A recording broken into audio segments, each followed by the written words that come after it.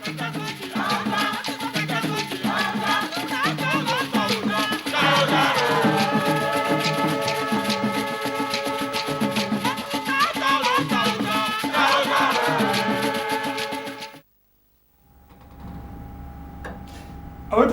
no do semba ko na mi ado motor ese akeke sile ke yi mi wona ko kure na ba ke nya togo la do no togo ane masen kwa na ya anyina nde wanya jina nya ko kube anyina ne hona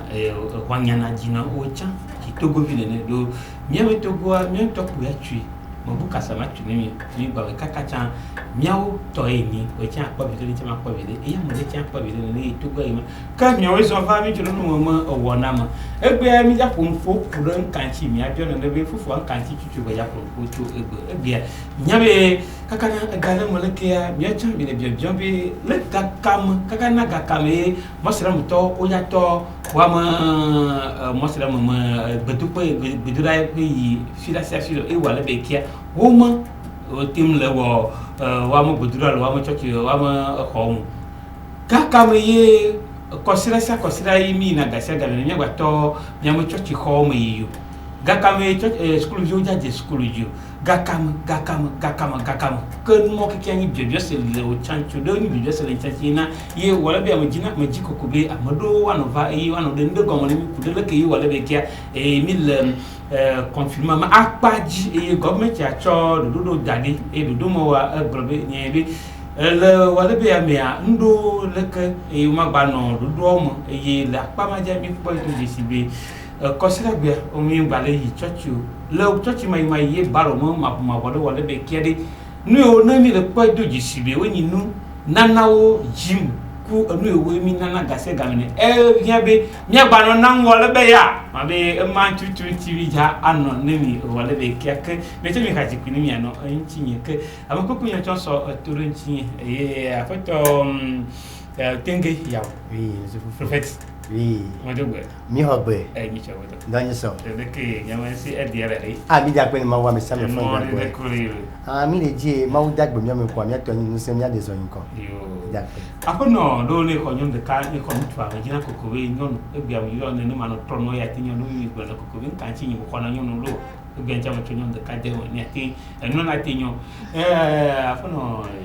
josu amele modogolo ni so wedo de que mi le confirma no modo da pela ma we da ko no va lo do iya ma be yini le madana church makpare iti mo a choko perfect do amene le ko pa mene le nanwa no vraiment o no nakpare kana mene le ko po eye mo chomo ve pata chokpe ya ke mama nyao ina mene na nana kwa mo le ko ma po le ya ke ya no kwa mo ne wala be ke ma ba perfect bon perfect de ke yimi le confinement mo wala be de ke mi le beduro le do le nyama cross wom wala be apeto fo mi da pe ezia signateur mi nyene ne ya confinement ya kende to ya edompuna me gede dolele ya kende va gbla me gede nti si mi o ko se to ne ne ya to tenu gede ne ba gboji nya be soli mi ma tele yo esi be ko de se to mia no do ko la pome ya ji mi jole egbe agbe mama glo be na confinement ke va ya tele mia ji zige tele mia ji sugbon to mi o re ka ko amesia pata tele mia ji donc mi le mero nka gble mi nchi wala be ke confinement wa nu ke gble mo le ya de ka dia bi ma colonel ma yo coronavirus ma be nya blon kata ale gble sugbon le mi onchi ala be mi ato mi nya be mi amo ko ni ko se to wa ne mi church ya mi de sol me ya mi aka mi acha mi no lo cha mi ba fe me cha na gozun pa me ga ho glo ne nya over kwa tui nyato mi amoro mi lo dole ko so to bono kosio aro no la ni nyeko va ma se funo ela be ke nu ya va ra mi be so le mi obo mi atote be mi na fobo ala be o lo fofo be na am ele ba edo ni electoral am no vigbo ko la e de funa mi vidento e de funto ye ele tere mi no logi ala be mi le fo do mi amoro na do mi to ti gbo mi ha yo re no ti gbo mi atu fo ne te huya nyabe robi nyabe mi anto mi do ko sio apoke me miole nyabe vio to la dunu ne peut seul que me vit dena ne avec vieux ton on va na mi avec Dieu on a dit go franda et me mettre mi pona mi na si la Bible en talk blobena dans la de feu tout et Bible blobena et nous yo la na la talo dira ni mi le vieux tolo pas so kana dunu pas so vieux la dunu évangile sur la dunu on va mi dunu ma voyez que on va descendre ami avec donner va teremia divine teremia dinto ya do me zale ya le mu le ke mi o mi le me church mai e wale be kia anu yo be ku ga ya jogbo dale khoma ne di povito atin akho ne mi le ke mi le bo le te tele lu le mi amala ya bola wala be o fo le plan ma bro be confirma e donc pour la mia pata vide donc parce que mi a me gogo to wa le ma wa ba ko le di Jésus la mia mi na mo ba ko mi pour me mettre dans pedale ya no fu mi afa ko na ma o e mi abio enu ga mo sese alo mi abio ndo ma o bele na mi makane apia me Jésus alo souvent ane e di Jésus la mia ke congrès mi na fu no abri ko afa ko e confirme ba we be church be mi se me la me lo ko la do bera donc ma wala fi pepe ga no lu le commission la to no donc do man le Bible ma be ma wa na fi pepe ni wiede que me to zu nun ton vie mi le pa mi tin de we bia lo de kale do de mi ago ma wa na fi pepe e fi mi le ma oli e si de pepe le que le que va le pa vous tout ado le ai chachi consider ba ai on so sro ma aglo no so be ma fu juma ma ba ku to mo de yo ma globe mo la fe pepe ya globe o globe si be ka me fia dodo ko globe mo la fe pepe ari ke mi le ko ma tout ka mi le pole an no khoma adogbeda le chachi ave dogbeda ai chachi ave wo so ave so no a mo to ku to mo Bible abi ku pata mi na baji fo vo to to yin be ka fa no mi chachi ya no mi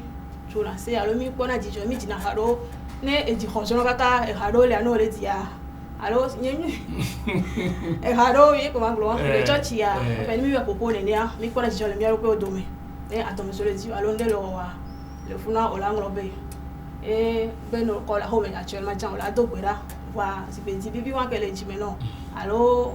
ku he de ma blado tristesse gele la wa ndate de da kekeo par contre no church ya ne o po mi ato mi dogbera o mi dogbe e mi le di ensemble mi le choise le kafuma o le juwa e no pata stress a jona quoi action be church ya nga yiwe ni so so atro zo jijo papa atro on da Yenga ba tro so yi ya ka do to ma to no to no ke ya ro ke ba ma ba pastor ameyo e mo no nan bana mbi mi na ba ma ba prophet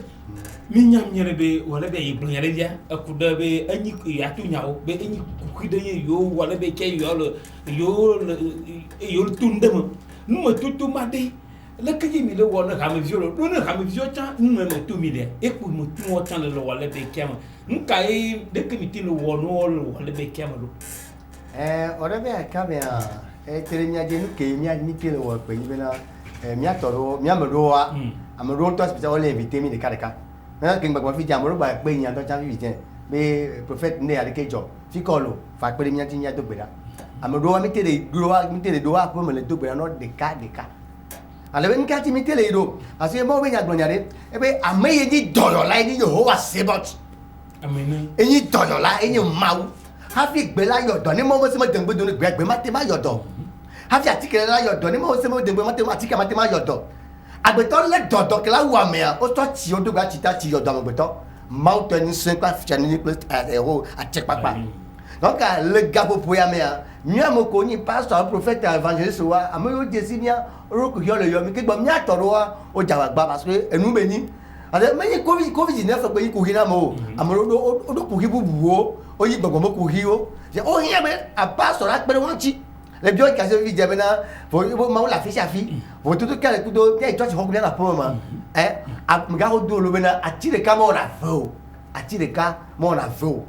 ne kafi va do gbeda na America ba te do gbeda ba wala sefa bon ne bo su bon là nous ramenya krato somela à tout pour pouvoir ni va mi rona mo afio agbesi jebe mia no nu si jebe mia wo be ma wa to kemi la mi va ko je gbe ba pola nu donc nu mo e ti yan be na mi no dúró America wo dúró na de egbon no do no to mi ma ko le de ke be gbogbo me chema ne mi sugbon mi va ye mi le do gbeda e mi le tase ya amebe sita alo amebe ku hia o no na be vide ye ma wo se na cha kaba na Bible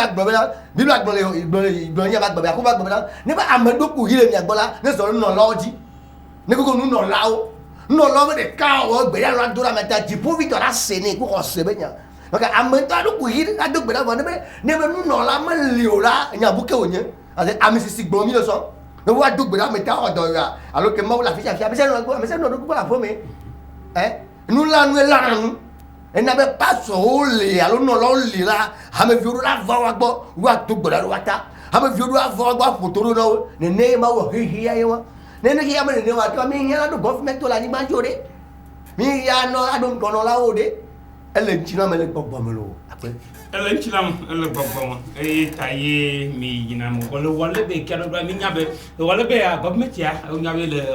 jure pepe no be fioga ye nyita nde pepe abobo tane le bobo tami do ji alo mi pona bi alo ma ba nya no bol wala be kemo be mi pona be le mo mea garo me to mi sina yina no lo bol wa ma no po wa be no be do gba ta wala be kele mi batin le wede nia alo mi le wede o mi le senya lu be mi ve wana chochu ala a ko mo alo mi ve wana ne ke mi na sile ni wana lo be ivana mi go mi cha mi tro yina wa bol wa no gizome aglo be ke mi blo be na si be ole be ya amo le church la ho me confirma ye ko le no pataba be ni paso church ya lo nuna dima ngo mi ju mi ko ba jimu nyamo church en to ba lo ndewu ebe ndewu na mo eyi na church ya ba bi ko ju egbe wole be wa church mi mbale yuva ngo mo to le nani eye wa bloba tata amelia ejobia ndewu a be po no la le yema solema a pon mi kwimi ablo face to face alo mo ne ya alo mi abo aji ko ajogba re mi ata ne mi awo le ke amo wa de ele me van alo mo le van alo mi go ga ma government be awo okay yo magula be ele va parce que une blessure là tu verrais que ne oh à home fois mi alo ndo chula me e ya ba me la na me conseil me la pere jo la ble na me la pere jo donc aller church be ga ni mi church ya ma unyo alo no so me nya ko bro na mi so na to me e fifi ya ke me ba la home ya ngo le me ya to ko be donc ne e va me ne ya il a te gogo passo alo ha me da lo ke le ko na church ya mais mi la respecter distance ko alo mesure barrière ko bro no mi a respecté o e mi ando budo avec ko na church alo tato alo ameke mi ko be le church alo te pere mi anti e mi la te propone me la na mi conseil la pere mi anti alo mi conseil un coup de ya e la gloria ka video na mi e mi avete la tv ya ma gloria no vraiment juste be mi a respecté ne mi le ya mi respecté que mi le si ya la mia un mètre et cache ça mi la respecté oui mi le wado ya oji no la ma trova ko le no me mi le biuji kude government chama dudu ipo do maye le nai ngba le fa mi agbo dudu amaliwa mi bla be o mawu twa we mawu twa wala be mawu twa gbate we ya le nu ina o bla be do le manya e ya ma va mi agbo e yi mi a cho nu adali si mesure barrière no bla be akrasi ano awo adon kashini awo distance ne mi blona amema ba no mi kunya no bam si le ke mi chona ban dans les écoute mo wale mi de do jesi mo no bia mo de va mi agbo re me kukri de va mi bi va cho wa e cho kukri va mi agbo mi kunya tin walo mi agoto mo aton ve nede ane mi kunya tin pour mi mo tin de va mi ne mi nous que le va même au blessant là bena government de l'état comme dit ma sonia so pe no happy government là non ta mau de l'État mau be se l'État na magbeto be se mau do government ya e ke mau do government mau glo na miao e nya magbeto alo que se toi ni do bubu nya be taton ti wa ka fi nya do bubu nya be taton ja ya taton nya taton to wa ni do de taton matua taton mato na magbeto ni mau wa melma e yo be Allah e yo be Dieu e yo be God e yo be mau mi do bubu nti nya we e won le verme la ni gbandi actuellement que Covid-19 ya va e via que nya be taton gbe na les mesures alors tout toi tu parles nga c'est mia tiro dure me gbe nta mia dure e gbe ya yo lo toti voilà fi de lo mo lo toti o me togo le du buome du ta du buome ale ma we yo na do e ne be government a desi ma we capacité government a ne be ma we dagbe me e mo ti dagbe me ati ma khwe abati na ya gbe ya fa ele nya be ne va ma we na solution me gbe to hafi agbeto ade susu aro nunya bra nyasa ma we na magbeto na be biblia agbe ne ba malem nya de ne nya nunya nyasa ne bia ho akena na me kona gaba kan fa to de bia ele brobe sit me je no what the money you are thinking what church ye ano plus fa e ma on ne be government e nya be mawuli e ma we be ye yo no de ye nya agbe la magbeto me ke nya agbe la magbeto mo ma we ne government nya be ma we wu na me gbo na agbe amela e te ma hosele ya me hosele ne ko ma won aji se e do tu ya agba kwase mo nya le hosele e do se yo game e do le mo se be game Israel to ya ko le do kashine e Espagne le po kashine Italie ne papa ntoro papa la do kashine e de pa hosele ya merci hosele ya merci ale be ko be ma odi se ai me be ma wo gba wa to kashine ore amegbe to egbe wa to kashine nya bio se be do le ke vare fika o chovo mawe tue valo amegbeto be manya we heva alo dolele ya ke vale mawe tole hetoro amegbeto ya mi me nyawa mi anya gboe donc anebe na egbo le globe na doleto mi ma sol nyama gbobe na amegbeto mo le von mawo eye nle mi globe na ameyo ni le maître modian ba le ble ke nyama globa da le ble wo we la gbagba jobe ya le hire pata ba si da to me fi o to wa amole mi nyenye me coronavirus nya corona me fi o to wa do no piri we o mo to o re va ya nya se ka na ko yo la guerre sanitaire ye o he gbon na mi am gbe to va Africa vi o ko Yesu a o yo vo he o si da ke Yesu a o ti me gbe va di fi wa ti le mi to si ka ti me gbe le wole bia me nyi be nde pepe ni ado nde pepe ni awo nu ni apoli nde pepe ni awo la ya be yo vo we to ne bana ye church ne be o mi yo vo ke gi va gbo bo mi to go alo mi Africa church pastor bien ne be wo le ngbe chi won mi ku wo de sosomination ke le mi ado mo dia ke nya ne gbo le pe ni sosomination le wa de mi ado mi anja ke ma gbo ba chi me gbe ade wa to be nya ko he ba be gba to la ni mle to ani gba to neni pe gbele hi pe ta no gbo be fi ko la po am pastor dodole la le prophète dodole to Africa la po no nyanye kele pompo vivi je le pompo tu je ba ha ba ko le du tabu e yo le jagba be yo va créer Vatican le togo ni maje e Vatican ko be ado wa nya te nya wo la me le gbon e Vatican ko be ya do wa me kele gbon me kele le tano ne pe church wa ma te yo nko fata e o go be do church ha kan le Africa ni ba ji va church wa la no togo e nka to le gbon no Africa to la gbon me bio nya fata e fata se gbe fofofofo me nka ti ga popo ya me ba le to mio ji o e be yo nya be yo ti me gbe yo he ma nya ba bo yo ti me gbe me nka ti mi ti me gbe do e be na de nya be mi amoro mi le veille nka mo le mo wi nya me le chon kupo bible a escalier be ni escalier be ni ne chon kupo ma anu keken eye we nkoi eye mi nya bi ma wo na so mo to wo eye vuwa ma wo na so to lo wo gbogbo le mi no mi bro le ko si bare de bron le ye government ya ni atin to gbon le mo nchi ni atin na ne Togo alo Africa jwa ni atin na nu ya le temativa ye na ye tin bro be awo nu ya le tema me na ye na do amete yin ko me tin wo ma le nya ko just barrier mi bro le nya be le choke va ya obe yo me si fon aya de fo le end be gbadwo va ya nko aya ma fo nko won na just barrier na aya ma aya de fo lo gbadu ko blibo tout comme le on mettait niao geste j'ai le geste barrière am que toi pas de nous y me dit mac bon allez et doit y avoir paix et mi c'est doit les réels tiens et nous go mettre bon mais mi geste barrière là ouais toi le premier taille il m'a dit de loin tio va nous y avait ma yo na tolo yona dole fika nu mo business amu nya ko ja sende gon problem e le gbogbo ya bede nka dira gbogbo mi ona blo ona nka e gon e jibo no sebe nu no blo ye mo le molo alo yuati no wa church fa nje ma blo be nenyi bana nebe government nenyi bana nebe government comment on dit c'est nebe ma on se tolele nebe di bana nebe government kwa ni ma kwa jipo e kwa o jefe Odo kopi ala nyabena nseleli. Ne pas nous semaine ni amelema. Be etoni fianyenya ala sogbe dare ne anyabena ameyo be do hose. Be mawa le la. What is mawa no yo mawa ne miata e dole Israel yo gawe. Bible ame ne chawo ko manya gure na. Chawo nyama. Bible ame chawo nyakole be Bible ame chawo be nyaonya. Me nya be nyaonya. Chawo be nyaonya mi le pratiquer. Eya. Wato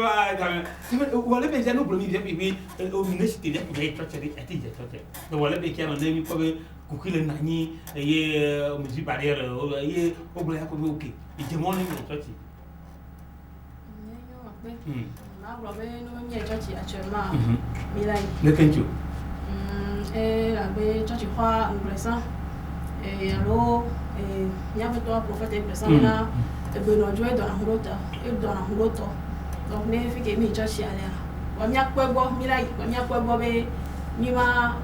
Ami mi kaka gro. Dès que n'était pas bon le wala be ni be o church comme yo we mi agbeto mi on est church comme ya yi mi amo si agbeto alors fa le camino de c'est Abraham lo no ju afuma mo do ne va ya le kwa wo do va mi ko be le kwa mi le que mi no na do agbeto le fa le cap ya va wala agbeto le fa ko ka o te po bodu na koko e yi mi agbeto le ka le fa ka mi va lo va pa mi le que o ja wo le mi do e ko ya ba wala te trois church ya deux séances. On la met, à côté de la fois, il y a placé là. À côté de la fois, il y a vendre des cagnes. On la met, là, mais on est vendre des cagnes. On l'a 2 heures de temps, on met 1 heure de temps, j'en ai squat de la main. Donc, on est à mon joie, on la bafa. Donc, il y a pas actuellement, mais là, on a quoi bobé là, non, on va dans ça. On a quoi bobé, il y a un mère, tu peux faire, tu peux ton temps, déjà 1 heure de temps sous. Donc, on est un premier groupe, nous avec 1 heure de temps, le 2 heures de temps, on la vaille, l'autre la vaille. Et à Messi, on est battu avec la couleur de Mao. Avec la couleur de Mao. Et à pas mal. Le tout venant, nous, il y avait des guillemets, elle va venir nous voir que maman, il veut me virer, ma trouva. School vieux ma gamme. Non mais school vieux c'est des qui me blâment. School vieux tiens on peut voir de quoi nous voyons de quoi me gagne ya parti c'est des qui me tiens blâmer tu me gagne. De quoi tu vois alors. Même il y a tiens il y a tu school ne laisse moi c'est le temps moi c'est le année il va toi ya on maman ou bien faut ton accord les double là et de là non. School vieux va porter vieux il y avait au de quoi ya pas mais il y a on te parle que des vieux dans le school body school pam school le que enyo mabre we school yo ko tia wa chon la te o to kwa la te we so wa de que régulier ne une semaine dit de quoi programmer dans loi et là va 2 semaines là va 2 semaines l'éco donc mais non sans ça alors avec la te non au premier banc là tati espace ça pour respecter le 1 mètre. Et ce que je pata no ate o do po na ate o do po ok muto va bo la yo ya chonya va ko ngolo va chonya bu ba ni enyabe wala be kia le tume ni maglobe le nke nya ka do to ya kunu mo ti abio nya me ra kunu ma po be e ka le nani e ka mo nani nka mi lo ri ti mo e ka ye mi le tayo jim le nani no wala be kia mo yi mi le bio do to cha eti paso le bio to téléphone o le bio to fuse o le bio to nu gbogboro am ni no la ha ma vi atin ba na jim le wala be kia George nam to Je vous le grand. Qu'un Seigneur le vion. Moi, c'est bien clair quoi. Mais si on me l'a dit, pour le d'or, mais on a la déontologie. Elle doit être corps, elle doit être ça, elle doit être Jenna. Les Bibles, mais il y a quoi là? Amukuto si ma une agbera ko do adak pe ne be wola e yi ma unu agbote pe oro do gbogbo la gbo adak pe ne ma won adak pe ne wola o no ga ne yi be na ga mi le kora virus be ga mi le yi de me ya ne le nya be ma wola te du di ne ya adak pe ne ma we ne o ke ko ko be jim le si kaka fi ana jim la o le sanu ye no po ka le ko po be dixième partie e ni jim o ngro be na ale ga classe so ba na jim a o dixième partie no be le kora virus gbo ko ade no le salon la jo le so ko ma na jima ajo le so gare mais ma we ni ma we ele so afirme le so la vidéo de ele so la filme le so la vidéo de ne mo o ri yan we e gbe amulo le ku le jamudo we mo da je mo fo gbe ya e mi le fi jamudo le fa la pore me da fa amulo le ko ju la pore me da ne mo o ri yan ma le mal et le bien donc da fi e be le gbonu anya me na afide ya no la fide e go ibe na amulo wa ti na chim amulo wa ti na offrande de quoi nero ne o nya pastor ale be no la nyam eju agbere ta wona to pe e nti bayi wa mi ba do moment de crise de me vi je o do le ya e so ro pa le ya ati wa envoyer to fruit dine ba ko jime ma wo la yi bro be ma wo yi ran le bebem obe ma wo enye ma wo kon ko pa de bi ibo le pe ibo ji le sa be chichi no la fe be chichi no donc ne geste va le we ne pastor ma wo la yi la we ami go to mo yi ran mo gbe to de donc ne le pon de na pastor ma wo la yi ro wala be an kai nano wa yawa na jimo be ni wa yi vade bona ma pastor lo wala be kemo ke ko kile no mi ama ga ma view jiade wati na jimo le wala be kemo e jo jina wala be ya pastor lo de be ko kile ga ma view pastor lo to gbe de bi ba mi ni mi no ba gbe tapola mi nya gbe tapola no we ya noka wala be ya pastor to gbe ha ma view te ne o ha me yo ma te no yo pasa do gbera ta we ke pasa do gbera ta ne me fade e pasa lo do gbera nya me nya o le ba pasa do gbera de ko ra bi sa ho vi ya ma o no lo yi lo ala be ma o nyene ma o ne nye so yi lo ale ya mo pa mi ya do ale ya mo check ra ma o ne da se me ma o ne pon mle na mi no ka ne o tara don se pasa o ba te do gbera de ne o je se na mo no fo de ne o tara don se pasa o alo no la o yo bo ne le go na yi alo e che du de pato asoro de ya ogbo na me ne vi America la pa me fe la po ne nu America na me fe la te bi fe me ni nu von we yin o de mi agbo me na ne pastor ne amene so gadra pastor gapo ya me wa fo da do de ni agbo ne me la me asi wa ni adu gbe na me asi wa na pastor lo bo ta amene wala be ya de mi tin na jima na gbo be wala be atim na na le do ko vile de ke asi amele lo on a des nous pas le bloquer nous pas les choses quelque chose on a ça nous ça s'emballe déjà ben à soit fidèle au nous tiens et on va la encore un peu donc driver du bleu avec tarif donc à do nous abai ma sonne po ngba ba bien anti malo ala pa ho me po ba bien anti bleu mais on peut actuellement le do pour vide le do pour vide pastor le job mi ne pastor yo ya be pastor be okay be ulitia kulo be pastor be ya be yo kaya noi yo kaya yo toto yo ho kaya me va yo le dugba de amuta le mo me de yo tori ma gbo be le mo me ya bo le pepe nde lo to asiwa ngba yin be di ma yo la na forcément mais nous que la siwa alo pepe nde la siwa la to na paso parce que church ko o to nya bo ha ye na le pata be to na gbedale o ha ye o tripola tu fe o ga ne pepe nde lo to asiwa la to na paso la to na amea paso prophet bien wa zinda di hama vigile wala be kama bin na jima alonna e mon na nu liya yi jima yi nu ne offrande tout mo wa ati forcer avec azina me dibe mi do la na lo ni na wa ma wa to professionnel mi matin blobena menyon be wa zina me jio aso bible ma we nya to gba blobena faye ma unami e fa de chanyana ami se ke pastor dia faye ma una e fa chawana bilo ki la gbena amekele sa vole avosa pela do avosa e me chun o moment de me ke me le crise pastor cha o yen me yen me pastor la ba yo ha be bi la forcer ke wa na jimo hame bia ma une nya kan sa e cara ni hame bia to nya bena ma wuli alo e nyang kele joga popo ya me ni ja tek pela e be pason e to la fo de ma nya pason ba yo ma ni pason ba yo hame bia e dépend relation que wa do me nya ka magulama itu kadidene okudo paso do ye mato akpiti atrobio nya nyibe mi se doa obe otu gana hame bia be paso ma anu ni ma kwa edo la tui enu ne do na consider uliti cha osia o dodone be wa tui yema no kike o do yotu kana amjo bwana na wala asisi mama nya mo lo po be na fu le grand church na to po be mia ki so ka mi ti mo gbe ya to mama mia pastor wa mi do na odo de activité secondaire aso mo pe church do a en plein temps et yo ba ya like ya en plein temps amo yo ba mi wala yo na va to te po me de la va woni go de bi wala se go me na we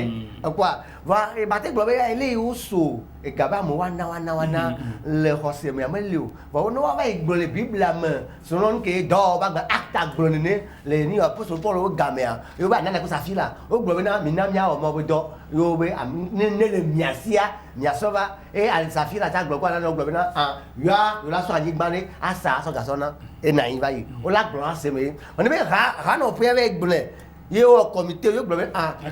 mi po paso am lo do le po dépense yo le paso adi ke do dépense paso so je mi apere nti e da mi asoga mi o le ke a mo gbo we na nu ko on to gbole am ko yin fun on to se go me va wa ti na me ji awo ne le zin of you ji gbole onu anu von e la anu yo ga me nya o li ti tan ku ya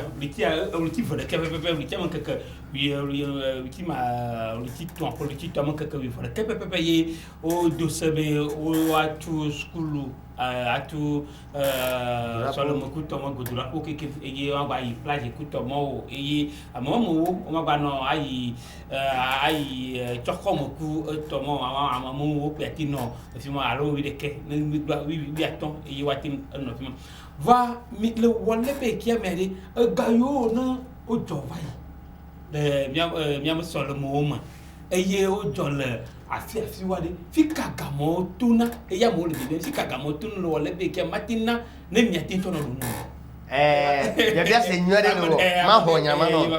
e gayo mi jo ke mi jo na go pata church le have si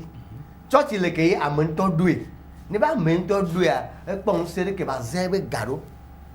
e pon se garo me gaza za me ka komito wa have go me le church ya me le dokusio e hare do church ya comité le church ya si yo ba pastor adome e yo la de garo tu fene pastor e ma wa church ke pastor on to doa anya ni hoga yin to zene de ke odu be zene gamo wa me te gbo ni pastor me jana mu wa gamo la vo ni gamo vo la ba te bio but church ke si odo comité church ganga ko odo comité e o kona pastor ya po ma no ku hiu ni ma yo nko church do le ya o me ya do ku pastor me ya do ku do nya pa ya be church do ka presbyterian ya o yo on do yo me yo presbyterian o tu na fe no e Assemblée de Dieu pastor do li volontaire wa do lo on a salé non wo ma te do problème les gars côté o ma do le do awuri church ya be gamo pastor to yo church ya be gamo pastor to yo de awuri gako jona pastor la konta no même church privé o e ke pastor prophète o aro evangeliste to do a no go jo pa pastor to koko na ga ta flate nya ke te mi nya me ga ho mi nya mi church de kaka ma o nya ma pa nya lo mi nya yo pa kaka ma o mi se ma pa o joga mi to mi na appel de fond ni me ko pa to cho wa oh koko gaso jowo gagbajo me kamure me comité nle ni odi onya wa mi church dia nya o so nya wa po prophet odi ni mi to ka kwa ma so ko ko na ga le na ga yo nya ne ko yo jo ebe awe mi kese ke mbio be na yaso ke mi va fia de mi nya defi ko po gaso so pa so tura pa we au pa so de we ke gbo yo ba ana me do we church mi va mi ma te ba o se ni odi kwa wike ni wala ya amade do church ye mi va mata o se lo ye le church pa ro me for church pa ke o groupe ma do no ti be nyanyo ha me Assemblée de Dieu ni a catholique ya oh mak nyong ko sebena wati yo am parce que o le règlement o le dodo le me ne habe bientôt dro fala na ga fada ana ga pastor on bano le yo no sia o la retourno o la retourno ne no lo am ko to sia o la retourno me le siamo alors il dépend relation me le siamo wa mi to ti wuru to ya ni le bien ko sie nous va to jimo la po on va na parce que a tout fait toi tu peux te voir on salaire non lo après d'accord ne no de que o j'avais pas dans les mia bokolo et bien de fouya wa e to le bowa e vous quoi tani bi morning bi mi le how mo e yin mo le pa de ne ki ti ko lo ho fada lo pa so la yo la abio be ne fa to no aka ma wa ya tu follow ya ko fidolo ne bi jo le ma ti no ma ka ma wa ta ta po bo we nya be mu le pa so ma to bo won ti na mu ni la si ya ma we ne ma wa ta ta po bo me e situation cha ma wa ta ta ya le situation no you want to gare mi pastor be kwa me ayo tu na fa petit vers le petit temps le petit véhicule yo ba tu fa ko et toi ma ou be si le duma bala e ko de jabe e ya le ke be ma ou o do na yo adu la yo mo ko foti to yo no na ko me nyo we ra tu do ye de ko me ta le do bala me ta le ne bala fo ame to be ne bala fo mo che le do bala me ta nka na mi mate a tu fo ne yo me o tu gare mi no ye ga ma fa bo wari ne ga ma fa bo na ma gbo be e ko ngwa ne nu te ti ale a ma we achoma ke mo male se onde kia e ke la sinya e masona e matuna paso be ya e polo nyabe nya sibe fike bele nyabe la tufia aso le dogura nya telo to kudomi donc ne enwale a mina we actuellement in total le situation donc le do do be vale forcer mi donc e ke la mesia alo ke mwa ke dia lo yesua e masone ni be ke be sona tata ma be je alo ma be to garma be onde masona ne ke dia lo yesua e masone e ya e polo que ma le wala be mi le dubra be yo akho yema ngodo me ganno vale do mi nyabe chan mi mosena mo no ba mi pobe wala be ye ku khifi de vale na nyine be yo we bana jonaga fa nyo chan no na dona gbara mi ota mo de tobi ne mi dubda mi kona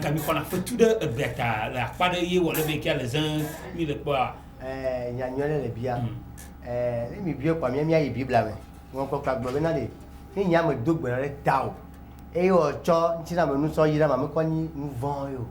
ne me dogbe re tawo do cho ntina me nu so yira ma me ni nu von yo e ye me gbon cha be na mo we nya gbo be na fa e ma unami e fa me cha mi na ne be fa e ma unami am sisia fa mi am prophète mi pour la vision e ma unami fa me cha nya ba zen lo na me yin forcer ke me dogbe ata kwa ma ho karati ogodo c'est ja ke gbo me forcer be ni o voilà no va ona igba mi atoro le la o cha ojo dere ojo to na no ti vire e go mi la anigbanji mi la anigbanji e na na nu o ineji va ma wi ante po la onye gbagbo ke ma wi a ni ante po la onye nya ja gba be na nya kata nya kure ma unji mu gbagbo ke be na le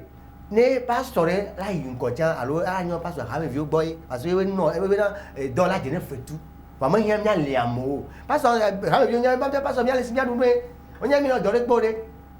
o ngere jegbo ate ma wo mo yan mi azire wajibo wa godo eye pe mo je se o biblia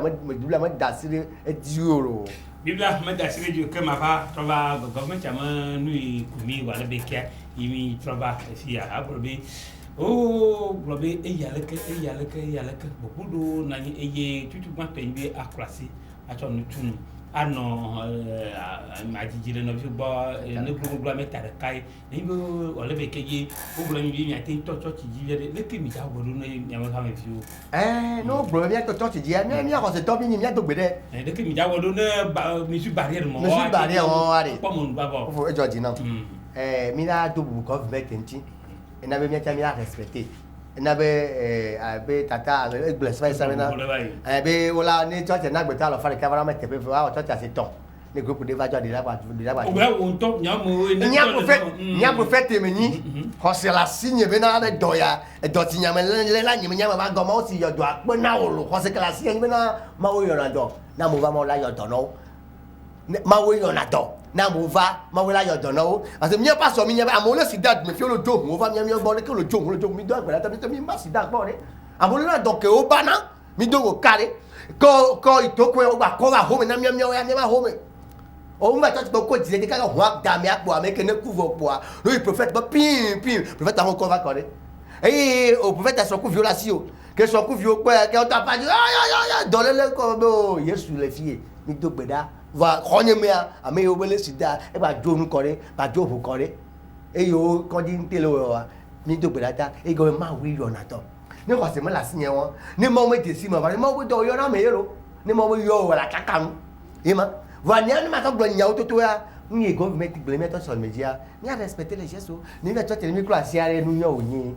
ni mi va to tele je we na mi classe ni va to vi mi be mi ma group a mi we de a de parler de la famille et ça nous que onyi ma we la nya situation que mi le va se ko se clamesia e bo nu wona ko se classe wa e bo nu wona lo après d'accord c'est la siwa e mo nu wona en fait tenke ajawo de dalo ma glo ma da et le banyo wala be kiami le pour de do wala be ya ndele jo yi be quand même le bébé pasteur va les idéologies nous on va les idéologies yo na jim et na im va matin c'est moi me va ko le nyawo ya ne no le nia le ke wo le bulo le ke mo le yudo bible pa jere e bulo nyare ko le che e nche mo yodo ne tede ndem ko de manchi ma me pa ma ji te me yo kama fi de ka nyawo nyalo va même mo le va mo wa e nche mo yo ata mele joso alo yo ne mo trova gba de ta mele joso le no mo ke wade nkani miowo meeting jagbona pastor ni bi mi re e pastor ti de won mo amowe va gba be ne le bo ne le ise atene ne mo le siwa mo yi be mai va miao wo le gbogbo be yo mo ko fe ti wi ja si ne mi de church ara be miowo ya dasi go mi atwi enyo wa ble pa do alo pa so be nyo we wa zira meji o mi nya we ko fe ti ya alo fi ko le o haye que wa ba ko jan ko ha e wa chon la lu donc areke le sang e ko ma bleke yon to mi nya mi le conscient na mo pata donc e ke so ame le sia mi la jo pe ya so pe renti e nya no vile ne quoi et là parce que e situation actuellement me ko ta mi yen asi ame cham le devio e do chom le son donc e ke so ame le sia parce que mi ko ta mi le conscient mais fait que mi wana church ya mi ha e fin du mois mi la paye so mi areke pas sur la daou elle a lu donc et comment on va na et que souffrir que soit monsieur il a jopé la ça va na la de bonne mi a de beaucoup la fait que o haya hwale alors de mi a de fa ko ne et tant elle est au comment situation actuelle là donc ane ko da mi nene au fur et à mesure que mi bele quoi mi la non bare le vidéo wa mu nyobe pas sur alpha dans le sira métier alors lui a mo be na on va tout dire mais na wa be devoir ya non c'est pas un devoir mais devoir non nous là alors que moi pour les dos en fait mi nya bo le pere nyanti donc ane de so nyansi ya chamila wala so pere nyanti donc ai won mi we wa no si da mi ja lo si we ni mais we ni donc ne e ke so nyansi ya alors que mi poa il a bon pe la so ne be ni wo le ke et au fur et à mesure poa il a non ba le ti en fait moi mi wa ko nya ba nyaji e ma ba aji fait bucha ba topo ne nyalo amugubudo le kuki le bio nya mi be kuki le bio nya le bio se bi nkana yo mo le se pas de gomme tout le nous yo mo bien mio prophète nous non là alors pasteur atinga ya ko be am bu ya na to fa patini non le nyao to na Malaysia c'est mo be nya ke do be na on banang do victor kene wadu pi black belo on ko ko belo on banang do victor kene wadu black ko asike mo do wa ngadu no donc elle a pas vu donc elle donc il passe avec le wa ai ba vu et donc on est on ko ayo no fi que la journaliste na we le journaliste me do le ona e fu la du no we ne passe ba yo nya kaka nya glo wa de do be da de e ncha ma du we donc ne be passe be haya ho mais avec vieux cho nhau pas au double ouais ouais là joga pe atu fe ni on n'est pas ça ne ha vivre pas ça tel que va oro into la ja gbara tu fele me be khofeti on ne be ha me vivre le sia quand ha me vieux tu va te perenti va me ni bo wa zina ameji be na ha me vieux va tu fi ke mlo na be felo non nu be ni be non nu be do wonye nya ke magbele won tu famolo que mia I batamiti per lo mia to I no ya bode government ya mo le kudu yo ka ba le ko ni le ko nyama gblɔ bena magba me da kpe ne government a Togoto a me da kpe ne dukɔ kpata me da kpe ne tɔxu nɔ kene via me gbɔtɔ la mi ɖe adzia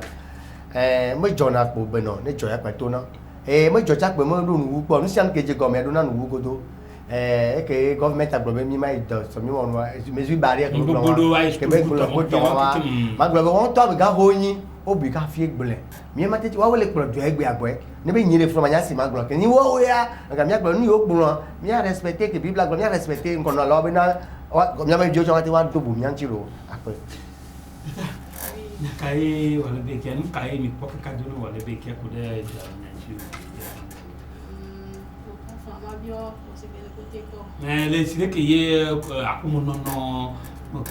dɔmayi nu mo le yi do do anu leke mi kpɔ be nkɔgbe leke yi kpɔ bi ya no lo. Agblɔ be ahowe ɖoɖo ga ya le donko impression et paralysie activité au kpata donc nkɔgbea agbalɔ pire viɖe na mi parce que nous le marché que ko tout est paralysé donc nous le son wa donc la donko na mi viɖe ne mia de suivi alo mia no gbea la donko na mi viɖe nyaka kpɔ gɔvmɛnti ne nkati wɔn ya fɔ de mi o. Ne ma gblɔ na gouvernement justement gblɔ be ebe aide ke be la apporter elle est insuffisant donc ne la gbati accompagner gakodo vivre be ka mi se me le gblɔ le tsɔ me donc la te accompagner kodo vivre wa ce aide ke be la apporter actuellement c'est très insuffisant je sais pas 5 000 alors 5 000 quelque chose o do via me ton alors me ngeke ne be tao asia me wa donc on y a me kwata mi le situation mi donc ma gblɔ be actuellement elle est insuffisant. Yaba gɔvmɛnti fiora yene